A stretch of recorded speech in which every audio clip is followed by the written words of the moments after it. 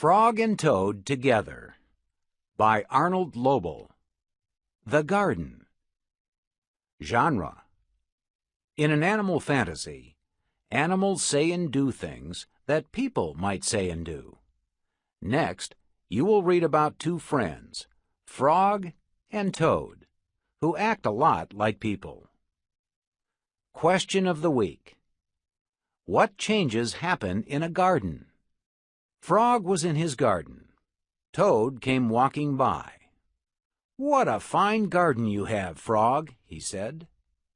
"Yes," said Frog, "it is very nice, but it was hard work." "I wish I had a garden," said Toad. "Here are some flower seeds." "Plant them in the ground," said Frog, "and soon you will have a garden." "How soon?" asked Toad. "Quite soon," said Frog. Toad ran home. He planted the flower seeds. "Now, seeds," said Toad, "start growing." Toad walked up and down a few times. The seeds did not start to grow.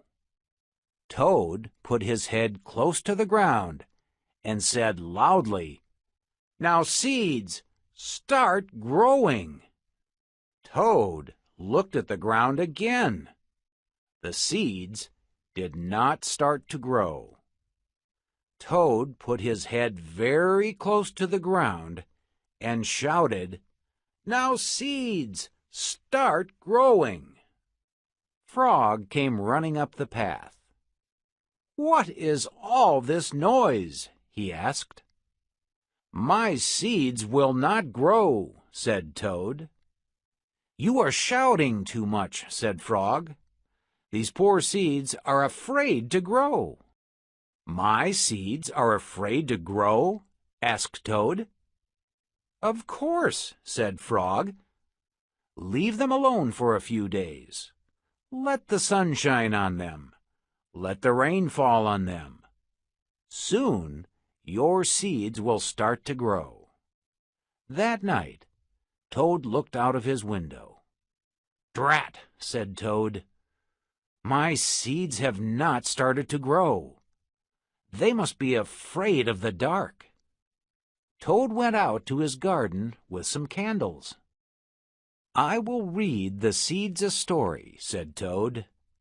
"Then they will not be afraid." Toad read a long story to his seeds.